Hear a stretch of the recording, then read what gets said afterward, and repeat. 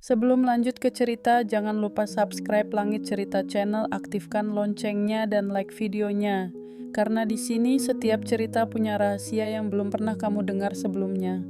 Coba bayangkan sebuah rumah tua di pinggir kota. Dari luar, rumah itu tampak biasa saja, cat dindingnya mulai pudar, daun-daun kering berserakan di halamannya, dan sebuah pintu kayu tua yang selalu berderit setiap kali dibuka. Tapi, di balik pintu itu tersimpan cerita sebuah keluarga.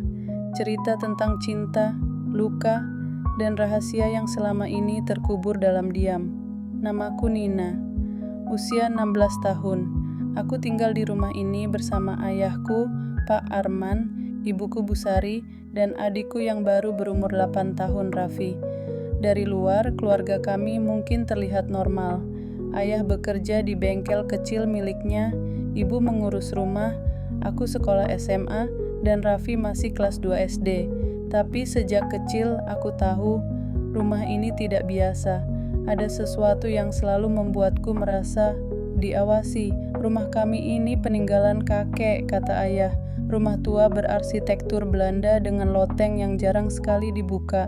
Pintu loteng itu terbuat dari kayu jati, berwarna gelap dan penuh goresan. Ayah selalu melarang aku dan Raffi ke sana.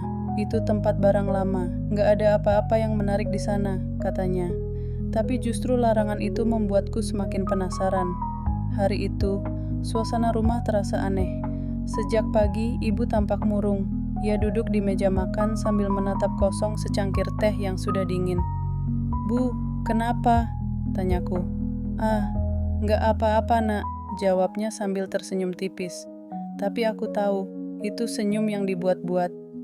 Raffi berlarian di ruang tengah sambil membawa mobil-mobilan. "Kak Nina, main sama aku dong." "Raffi, jangan lari-lari, kamu jatuh nanti," tegur ibu. Aku melihat ayah di halaman sedang membersihkan motor. Suaranya keras seperti biasa. "Nina, kamu kalau mau keluar bilang, jangan main HP terus di kamar." Aku hanya mengangguk. Di tengah keseharian itu, ada satu hal yang selalu terasa janggal. Ibu sering menatap pintu loteng itu dengan ekspresi takut. Rahasia pertama siang itu, aku sedang membersihkan kamarku. Saat memindahkan lemari kecil di pojok, aku menemukan sebuah amplop lusuh yang jatuh dari celah papan lantai. Kupungut amplop itu. Di bagian depannya tertulis, "Untuk Sari, dari Reza." Aku mengerutkan dahi. "Reza? Siapa Reza?" Tanganku bergetar saat membuka amplop itu. Di dalamnya ada selembar surat. Tulisan tangan agak bergetar seperti ditulis terburu-buru. "Sari, kalau kau membaca ini, berarti aku sudah pergi. Maafkan aku, semua ini salahku, tapi kau harus tahu, aku tidak pernah berniat menyakitimu atau Arman. Aku hanya ingin semua selesai. Kalau aku tak kembali, jangan cari aku. Reza." Jantungku berdetak kencang. "Arman," nama ayahku disebut di surat itu. Siapa sebenarnya Reza ini? Tiba-tiba suara langkah kaki mendekat. "Nina, kamu di kamar?" Suara ibu. Panik, aku buru-buru memasukkan surat itu ke dalam saku hoodieku. Iya bu, kenapa?" Ibu muncul di ambang pintu. Wajahnya pucat, matanya menatap ke arah lantai. "Kamu tadi mindah-mindah barang?" Aku mengangguk. "Iya bu, kenapa?" Ia diam sebentar. "Kalau ada barang lama, jangan dibuka ya, simpan aja." Suaranya dingin. Aku mengangguk, tapi di dalam hati aku tahu, ibu tahu tentang surat ini. Pertengkaran malam itu malam harinya aku mendengar ayah dan ibu bertengkar di dapur. "Kenapa kamu nggak buang surat itu dari dulu?" Suara ayah keras. "Kau pikir aku tega? Itu satu-satunya yang tersisa dari dia." Suara ibu bergetar. "Jangan bawa-bawa dia lagi, Reza sudah nggak ada." Aku berdiri di balik pintu kamar mendengarkan nama itu lagi, Reza.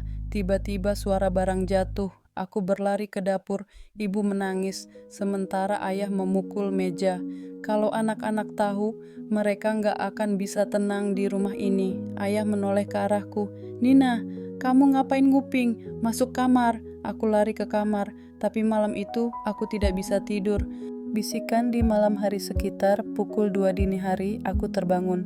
Ada suara seperti seseorang berbisik dari arah loteng. Aku duduk di ranjang, menajamkan telinga. Sari, maafkan aku.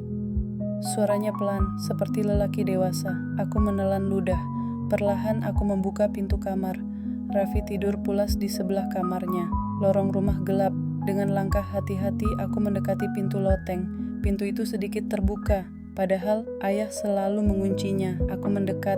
Dinginnya udara malam membuat bulu kudukku meremang. Siapa? Di sana, suaraku bergetar. Tidak ada jawaban, tapi suara itu berhenti.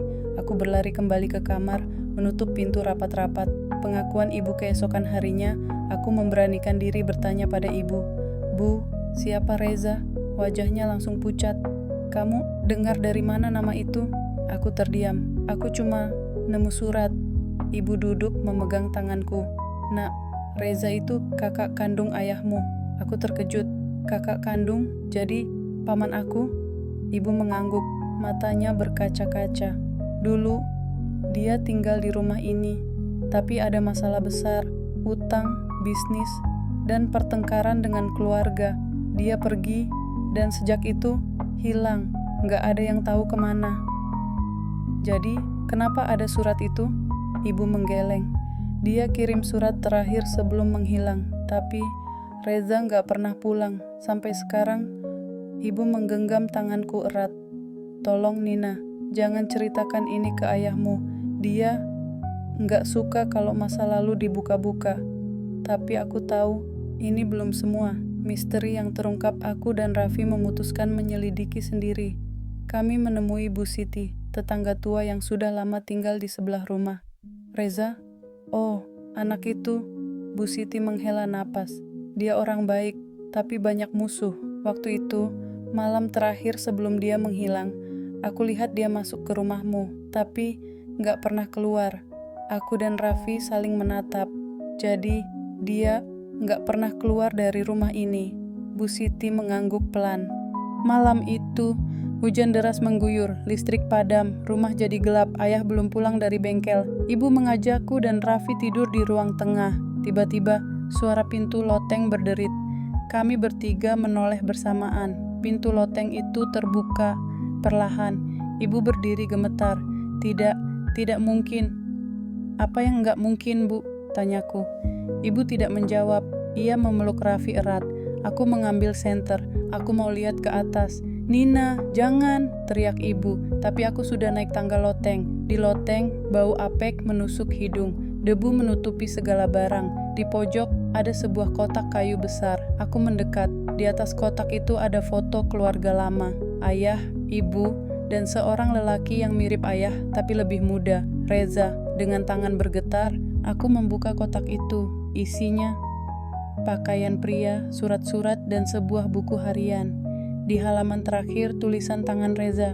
Aku tidak bisa keluar. Mereka mencariku. Kalau aku hilang, kuburkan aku di rumah ini, agar aku tidak sendirian. Tiba-tiba, suara itu terdengar lagi. Nina, aku menoleh. Tidak ada siapa-siapa. Kebenaran ayah akhirnya pulang. Aku menceritakan semuanya. Ia marah, lalu menangis. Reza, dia bukan hilang. Dia meninggal di rumah ini. Aku yang menyembunyikannya. Aku gak mau ada yang tahu. Tangisan ayah pecah. Dia kakakku. Aku gagal melindunginya. Ibu memeluk ayah. Aku dan Raffi terdiam.